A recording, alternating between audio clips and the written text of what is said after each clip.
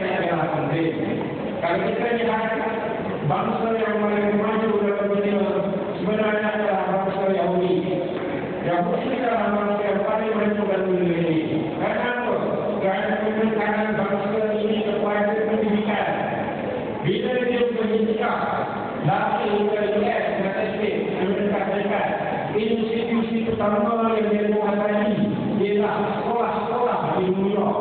Di New York, saya baca kerana cerita. Di New York, inilah institusi yang dikuasai oleh bangsa Yahudi yang bila pergi ke US pada awal tahun 1910-an. Menunjukkan kejadian di mana-mana saja di dunia. Kalau kita belajar geografi di luar negara, kita tidak boleh lari. Pensarah kita adalah terdiri daripada kain bangsa Yahudi. Kerana dia pandai, dia mengamalkan apa yang disebut dalam kitab-kitab. Especially terutamanya yang kita tempat itu, Al-Quran, dibagi kita Al-Quran. Ada ilmu membaca, ilmu mengamalkan. Dan itulah dilihat walaupun golongan orang Yahudi adalah golongan yang ramai dalam dunia ini, tetapi dunia ini dikuasai oleh Yahudi. Kerana dia ada ilmu, dia ada ilmu itulah. Dia menguasai teknologi, dia menguasai ekonomi, dia menguasai perniagaan, dia menguasai politik, segala-galanya dikuasai oleh golongan Yahudi.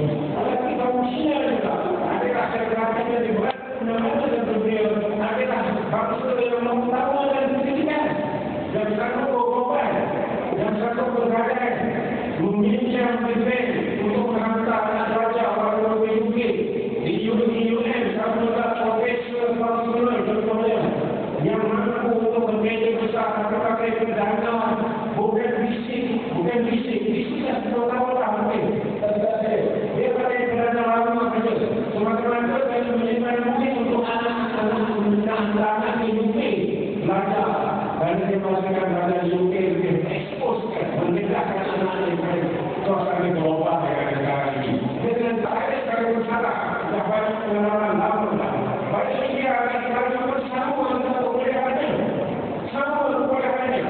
tapi yang menjadi masalah kepada orang termasuk saya ini ialah kekurangan dibuat orang fokus itu saja kebolehan sama betul anak-anak saya dengan Dubai balik ke Indonesia sama lingkungannya semua kita anak-anak kita daripada bahasa Cina lebih full daripada bahasa Melayu di dunia dan bila kita kalau saya bagi-bagi maka saya tak tahu anak saya budak apa tapi bila keputusan memangnya adalah pada Cina yang paspor tapi bukan dalam keadaan Cina lebih ramai ke Melayu ke Indonesia tidak tapi kekurangan itu betul saya buat susah dia ini yang patut dicontoh-contohi oleh anak-anak daripada Melayu dan yang India. Tapi orang akan mendengar ilmu. Kita kalau habis lepas jatuh sekarang ini, kita tak simak lah. Kalau kita jam dengan komputer sistem dia tak kena. Ini yang dulu kalau tahun 50 tahun dulu ada silat Melayu ni, silat Hakim. Dan setelah dengan kapal-kapal itu dijatuhkan dengan Hakim.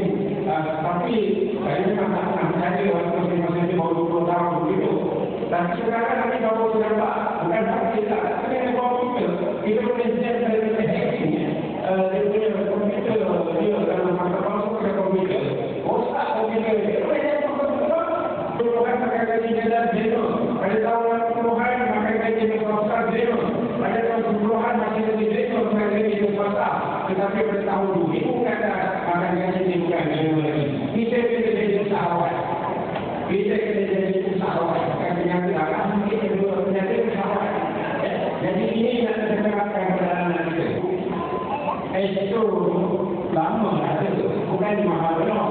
Tapi kerana anak-anak saya tak payah tengok lagi itu. Sebab kalau itu kacau, anak-anak itu tidak tengok. Jadi saya katalah sebenarnya perasaan nak menjadi SDO, biasanya dan sebagainya. Kerana kalau anak-anak saya itu sama habis kepada kami. Kita semua berjaya tapi kita tidak menyusahkan. Bagaimana? Dengan saya apa? Saya satu sampai sekarang ni saya dengan Inggeris ni ada yang kena terangkan. Saya percaya dah dunia Islam, Inggeris punya dah mati. Tetapi selalunya pengalaman saya ni dalam tulisan bukan bagus dengan Inggeris itu. Kerana Inggeris itu bukan hanya ditulis dan jawab answer, tetapi dalam kehidupan hari-hari. Ini penting. Itu sebabnya zaman bahagia pun dulu bila kita Inggeris dan matematik dalam sains dan Inggeris dalam matematik dan sains. Kerana bicara melihat cabaran persoalan ini, kerana semua ini sekali dalam Inggeris. Kalau kita Jepun, kita hidup di bulan, hidup di Jepun. Orang Jepun, walaupun di mana, dia belajar bahasa Inggeris. Orang Jerman, saya hidup di bulan juga, di Germany. Orang sana, walaupun bahasa Jerman, orang Jerman hebat, orang Jepun dulu. Orang Jepun hebat, orang dulu. Tapi orang Jerman tidak belajar bahasa Inggeris. Tuan-tuan dan puan adik-adik yang dihormati sekalian, seperti yang kita sedia maklum, pendidikan memainkan peranan yang begitu penting untuk memastikan bahawa masa depan anak bangsa kita ini sentiasa cerah. Pendidikanlah apa yang kita katakan sebagai pengimbang yang menyamaratakan padang permainan yang cukup tak kata. Ada gunung, ada lembahnya. Dan masa depan anak bangsa kita bergantung sangat kepada sesuatu yang boleh kita curahkan kepada mereka, khususnya dalam bentuk pendidikan. Anak kita yang berjaya, tak kira lah apa latar belakangnya, susah ataupun kaya, dari desa maupun daripada bandar, akan memastikan bahawa mereka juga dapat berjaya dalam hidup mereka. Bagi kita-kita yang duduk di desa, saya sendiri pun di kawasan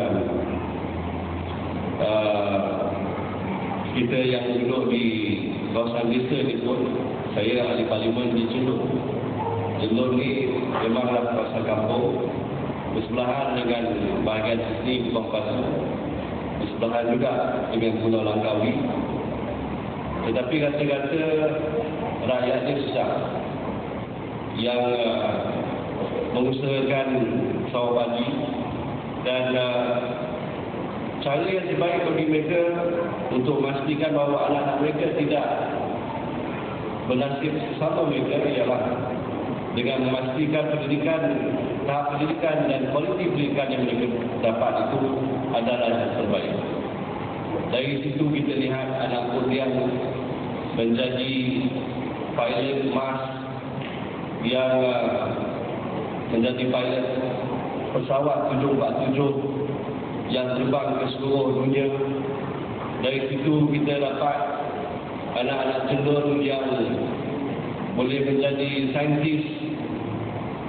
Mereka pelbagai benda yang tak masuk akal kita, tetapi mereka yang boleh lakukan.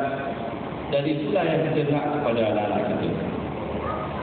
Tuan-tuan dan puan-puan yang dihormati sekalian, saya tahu bahawa dalam keadaan kita kadang-kadang itu dihimpit dengan pelbagai masalah.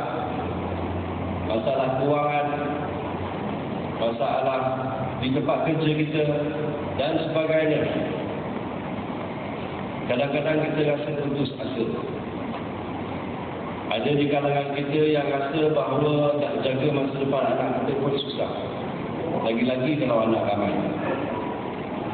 Ada di kalangan kita yang rasakan bahawa bukan tanggungjawab kita sebagai ibu bapa untuk memastikan bahawa setiap daripada anak-anak kita ini masa depan dari segi pendidikannya terjamin. Ada di kalangan kita yang rasakan bahawa tanggungjawab dan tugas untuk mendidik anak-anak kita ini terletak hanya di atas bahu guru di sekolah. Bahawa kalau itulah dalam pemikiran kita, maka memang payahlah untuk kita membela nasib anak bangsa kita.